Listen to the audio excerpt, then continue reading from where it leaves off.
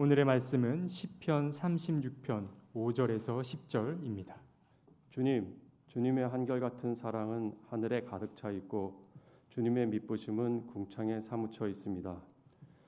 주님의 의로우심은 우람한 산줄기와 같고 주님의 공평하심은 깊고 깊은 심연과도 같습니다. 주님은 사람과 짐승을 똑같이 돌보십니다. 하나님, 주님의 한결같은 사랑이 어찌 그리 값집니까? 사람들이 주님의 날개 그늘 아래로 피하여 숨습니다. 주님의 집에 있는 기름진 것으로 그들이 배불리 먹고 주님이 그들에게 주님의 시내에서 단물을 마시게 합니다. 생명의 샘이 주님께 있습니다. 우리는 주님의 빛을 받아 환히 열린 미래를 봅니다. 주님을 사랑하는 사람들에게는 주님께서 친히 한결같은 사랑을 베풀어 주십시오. 마음이 정직한 사람에게는 주님의 의를 변함없이 베풀어 주십시오. 이는 하나님의 말씀입니다. 좋으신 주님께서 주시는 평화와 위로와 소망이 저와 여러분 위에 함께 하시기를 빕니다. 또한 명분 없는 전쟁으로 아픔과 고통 속에서 신음하는 우크라이나 위에도 주님께서 주시는 평화와 위로가 함께 하시기를 빕니다. 주중에 새로운 정부가 출범했습니다. 무엇보다 새 정부가 극단적으로 반반으로 나누어진 이 사회를 지혜롭고 진정성 있게 잘 통합해 나가면 좋겠습니다. 통합은 자기를 중심에 놓을 때는 절대 이룰 수 없습니다. 자기의 이득과 독단적인 주장을 중심에 놓고 이야기하는 통합은 진정한 통합일 수 없습니다. 정의, 평화, 공의, 존중과 배려와 같은 보편 진리를 중심에 놓을 때만 통합은 가능합니다. 부디 새 정부가 포스트 코로나 시국, 세계적인 경제 불황, 북한과의 관계, 한미, 한중의 외교 균형, 기후위기 등의 문제를 하나하나 잘 대처해 나가서 국민이 안정감을 느끼며 살 수 있는 그런 사회를 이루어 나가길 소망합니다. 오늘은 우리가 보는 것들에 대해서 말씀을 나누어 볼까 합니다. 우리의 눈은 정말 많은 것을 봅니다. 우리에게는 정보를 받아들이는 통로가 여럿 있습니다. 시각, 청각, 후각, 촉각 등. 이 중 시각, 눈을 통해 얻는 정보의 양이 약 90%라고 합니다. 사람 몸이 1000양이면 눈이 900양이라는 말도 그래서 생겼는지도 모릅니다. 아침에 눈을 뜨는 순간부터 밤에 눈을 감는 순간까지 우리는 참 많은 것을 봅니다. 시계, 사람, 날씨, 하늘, 나무, 길 위에 내려앉은 비둘기, 화단의 꽃들, 건물, 신문, 책, 텔레비전 모니터, 컴퓨터 모니터, 핸드폰 등. 개인차가 있겠습니다만 그중 컴퓨터와 핸드폰을 보는 시간이 압도적으로 많을 것 같습니다. 저 역시 각종 문서 작업과 설교 작성, 영상 편집 작업 등으로 인해서 컴퓨터 사용 시간이 많은 편입니다. 또 코로나 시국 이후 사람들은 넷플릭스와 같은 OTT 플랫폼을 통해 영화나 드라마를 많이 보고 있죠. 오징어 게임, 사랑의 불시착, 나의 아저씨, 빠찡코 등등. 볼 것들이 홍수처럼 밀려들면서 우리의 눈은 그 어느 때보다 사실은 혹사당하고 있는 겁니다. 실제로 사람들의 시력이 코로나 이전보다 조금씩 떨어졌다고 합니다. 저는 요즘 컴퓨터로 작업을 하다가 하나의 작업을 끝내고 이어서 또 다른 작업을 하기 전에 잠시라도 눈을 감고 호흡을 가다듬는 시간을 갖고 있습니다. 생각을 새롭게 하기 위함이기도 하지만 눈을 쉬게 하기 위함이기도 합니다. 눈이 안 좋아지면서 깨달은 것 중 하나가 눈을 아껴 써야 한다는 것입니다. 이건 내가 꼭 보아야 할 것인가? 안 보아도 되는 것인가? 또 간혹 생각하곤 합니다. 나이덕 시인의 산문집을 읽다가 재미난 구절을 보았습니다. 저는 인터넷 포털 뉴스를 하루에도 몇 번씩이나 살펴보는데 나 선생님은 뉴스나 드라마를 별로 보지 않는다고 합니다. 그래서 사람들을 만나면 그 사람들끼리는 다 알고 있는 이야기인데 본인은 모르는 이야기가 많다고 합니다. 아예 텔레비전을 본인 손으로 안 켜고 지낸 지 10년이 넘었답니다. 대단하지요?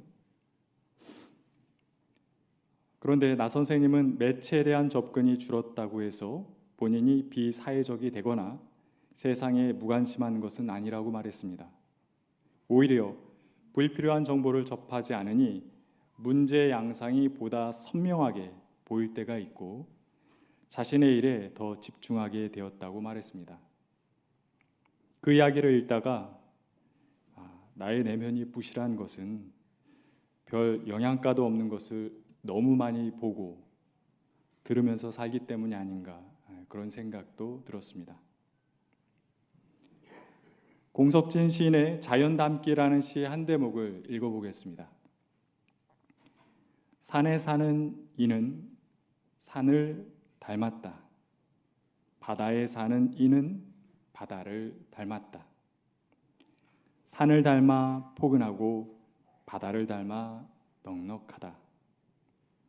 시를 여기까지 읽다가 산에 사는 사람이라고 다 산을 닮고 바다에 사는 사람이라고 다 바다를 닮나? 라는 생각이 들었습니다. 그런데 그 다음 구절을 읽는 순간 맞다 맞아를 연발했는데요. 그 다음 구절은 이렇습니다. 도시에 사는 이는 도시를 닮아 창백하다. 정말 맞는 말이죠. 도시에 살아도 산과 같고 바다 같은 이도 있겠지만 도시에 사는 이들 대부분은 창백합니다. 창백한 콘크리트와 시멘트 그리고 생명력 없는 핸드폰과 모니터만 보고 사니 창백할 수밖에 없는 것이죠. 저도 창백합니까? 선크림을 좀 발랐어요. 만약에 인생을 살면서 볼 수 있는 것의 양이 정해져 있다면 또 우리가 보는 것을 우리가 담게 되어 있다면 여러분들은 무엇을 보면서 살고 싶으십니까? 아니, 지금 여러분은 무엇을 보면서 살고 계십니까? 시편 36편 기자가 처한 상황은 좋지 않았습니다. 1절부터 4절까지를 보면 그의 주변에는 악한 사람이 있었습니다. 그 사람은 하나님을 두려워하지 않고 그의 눈빛은 지나치게 의기양양하고 자기의 잘못은 전혀 살피지 않고 잘못을 살피지 않으니 그 잘못을 고치지도 않습니다. 그의 입에서 나오는 말이라고는 사기와 속임수뿐이고 그는 늘 남 속일 궁리를 하고 고집스럽게 죄의 길을 걸어가며 한사코 악을 버리려고 하지 않습니다. 그리고 11절을 보면 시편 기자의 가까운 곳에 또 어떤 사람들이 있었냐면 오만하고 악한 무리도 있어서 그를 짓밟으려 하고 쫓아내려고 하고 있었습니다. 곧 그 사람 옆에는 그 사람 눈앞에 있는 것이라고는 하나님을 두려워하지 않는 자, 악한 자, 오만한 자, 그리고 사기와 속임수와 폭력뿐인 것입니다. 내가 그런 상황 가운데 있다고 생각하면 생각만 해도 숨이 막힐 지경입니다. 그런데 5절에서 9절의 말씀을 보면 그는 그가 처한 상황과 어울리지 않는 행동을 합니다. 그는 그 숨막히는 상황 속에서 주님의 한결같은 사랑을 찬양해요. 좀 생뚱맞기까지 한 그의 찬양에 다시 한번 귀를 기울여 보겠습니다. 5절과 6절을 읽어보겠습니다.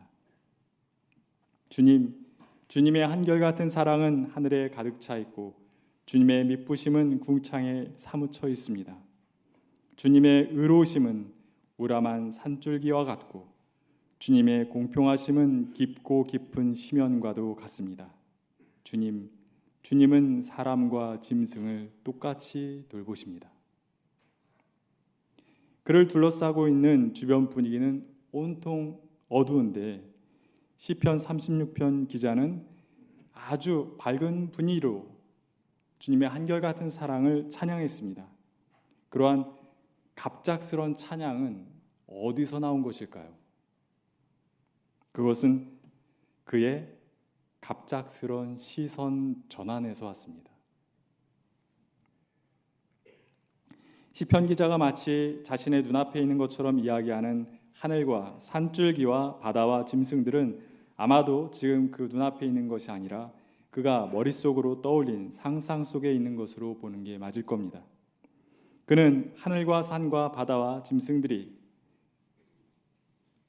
그 하늘과 산과 바다와 짐승들이 상상 속의 것이었다고 해도 분명한 것은 시편 기자가 언제인지는 모르지만 하늘을 보면서 또 산을 보면서 또 바다를 보면서 동물들을 보면서 그 안에서 자기를 향한 하나님의 사랑하심과 아름다우심과 의로우심과 공평하심과 자비로우심을 강렬하게 느꼈었다라는 것입니다. 그는 자기 눈앞에 펼쳐진 문제 상황보다 더 큰 영역에서 이루어지고 있는 자신을 향한 주님의 사랑과 섭리를 보았기에 하나님을 찬양할 수 있게 되었던 것입니다. 그리고 7, 8절에서 시편 기자는 주님의 한결같은 사랑을 느꼈던 또 하나의 경험을 이야기하고 있습니다. 하나님, 주님의 한결같은 사랑이 어찌 그리 값집니까? 사람들이 주님의 날개 그늘 아래로 피하여 숨습니다.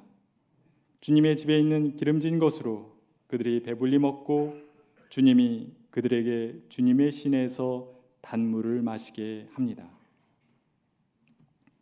시편 기자는 어려움을 만났을 때 주님의 날개의 그늘 아래로 피해 숨었고 그곳에서 양식을 얻어서 먹고 마시며 기력을 회복했던 경험이 있는 것입니다.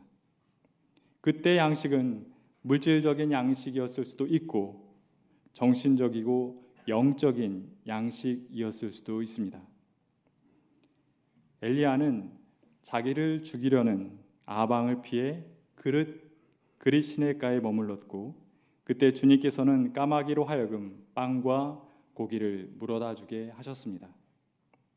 엘리야는 그 빵과 고기와 시냇물을 먹고 마시며 어려운 시간을 버틸 수 있었습니다.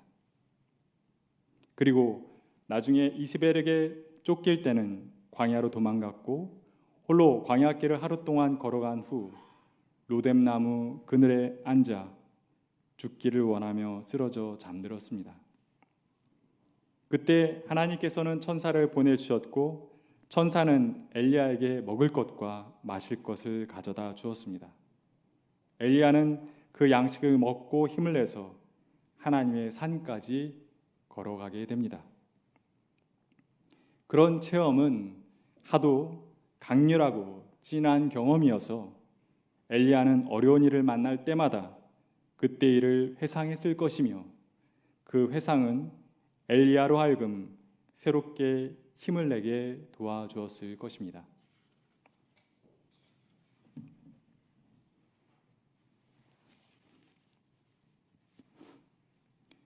우리에게 주어진 상황보다 더욱 중요한 것은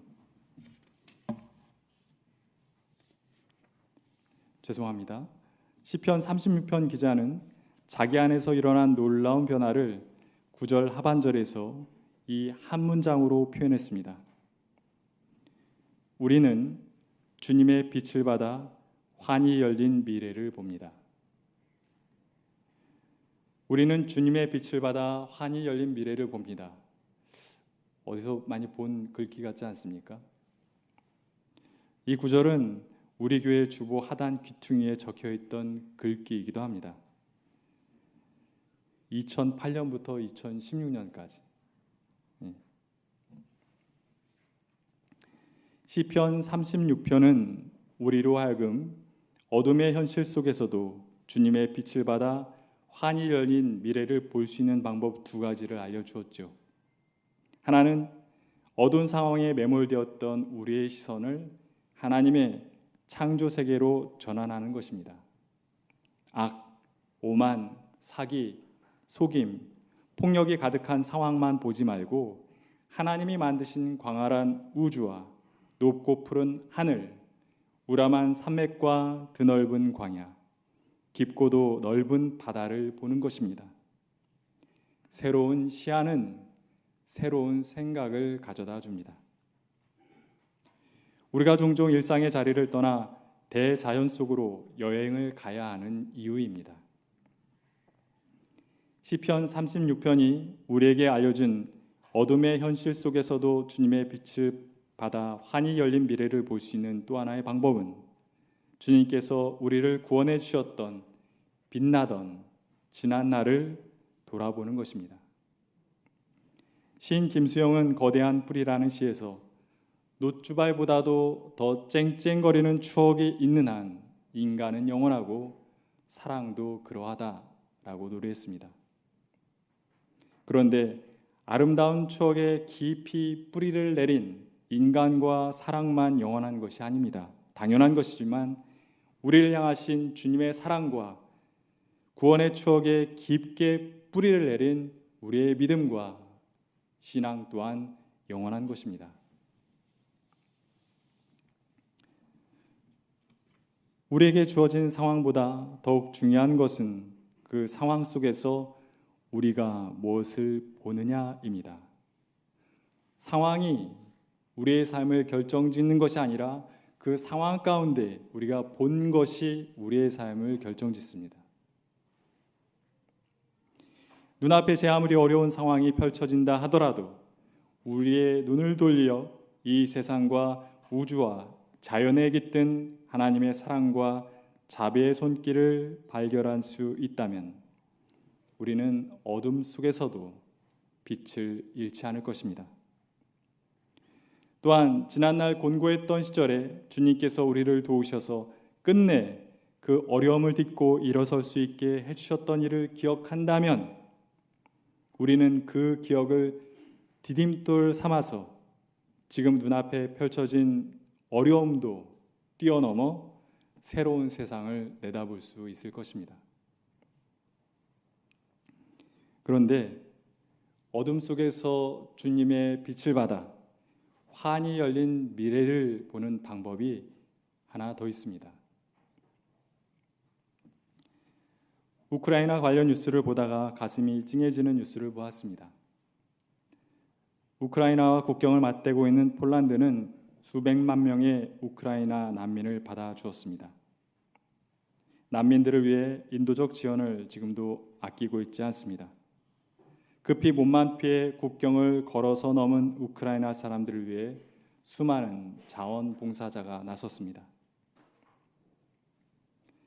음식을 나눠주고 옷을 나눠주며 따뜻하게 환대해 주었습니다. 국경 근처에 있는 창고에는 폴란드 곳곳에서 사람들이 보내온 구호 물자가 넘치도록 쌓여 있었습니다. 제게 인상적인 장면은 이것이었습니다.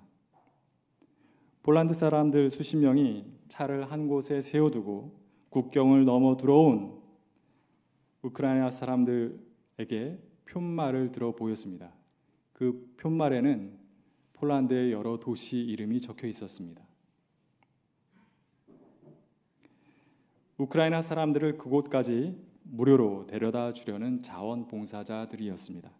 그런데 그 중에 한 아저씨가 종이 푯말에 폴란드의 한 도시 이름뿐 아니라 자동차, 그 옆에 그림, 그리고 그 옆에 사람 그림까지 그려놓고 숫자 6을 썼습니다. 그게 뭐냐고 물으니까 나는 이 도시까지 가길 원하는 사람을 찾고 있다. 내가 차를 태워줄 것이고 집도 제공할 것이고 6명까지 가능하다는 얘기다.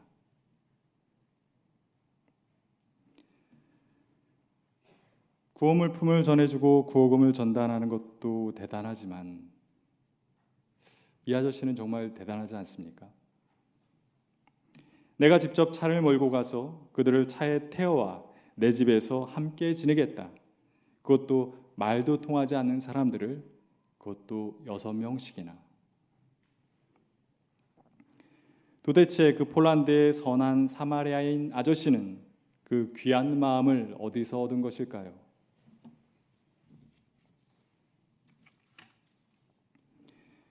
어둠 속에서 주님의 빛을 받아 환히 열린 미래를 볼 수 있는 가장 확실한 방법은 엘리야의 까마귀와 천사 같은 존재가 내게 주님의 빛을 가져다 주기만을 무작정 기다리는 것이 아니라 어둠 속에 있는 이를 찾아가 그에게 내가 가진 작은 빛을 나누어 주어 그로 하여금 밝은 내일을 볼 수 있도록 해주는 것입니다.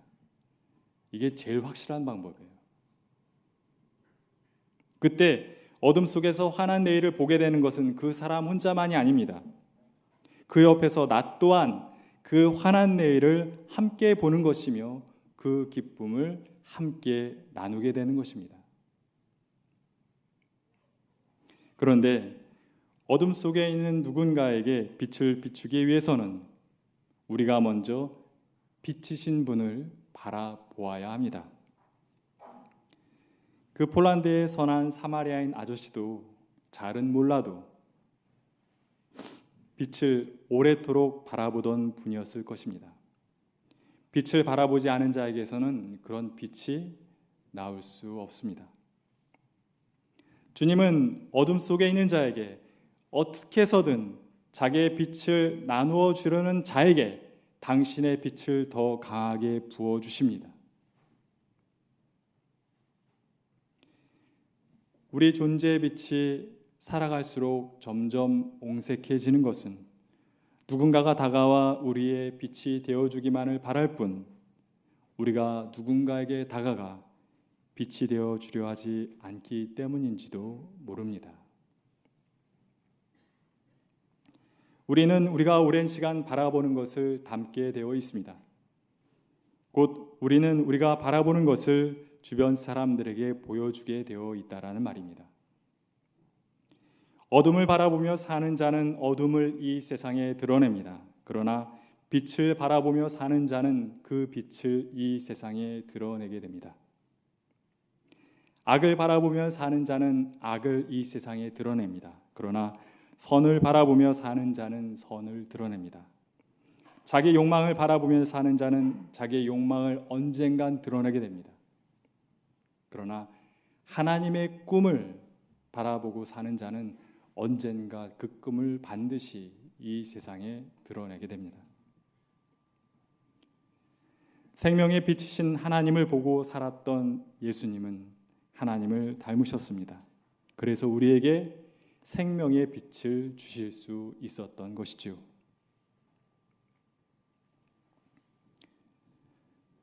어둡고 힘든 세상입니다. 그런 중에도 우리는 생명의 빛을 바라볼 수 있습니다. 이 시대의 어둠과 우리 내면의 어둠과 욕망을 바라보지 맙시다. 빛이신 주님을 바라봅시다. 해를 간절히 바라보는 해바라기가 해를 담듯 우리도 생명의 주님을 바라보면 생명의 사람이 될 수 있고 생명의 사람이 되면 어둠과 죽음의 기운이 가득한 이 세상에 생명의 기운을 전할 수 있는 사람이 될 수 있습니다. 주님의 빛을 받아 그 아름답고 귀한 일을 해내는 우리 모두가 될 수 있길 주님의 이름으로 기원합니다. 기도하겠습니다. 주님, 우리에게는 빛이 없습니다. 살아갈수록 참된 빛은 오직 주님에게만 있음을 절감합니다. 빛이신 주님, 주님을 바라보는 가운데 우리도 빛이 되게 하시며 주님께서 우리에게 주신 빛을 기꺼운 마음으로 이웃에게 전하며 살아가는 빛의 사람들이 다 되게 해 주십시오. 예수님의 이름으로 기도드립니다. 아멘.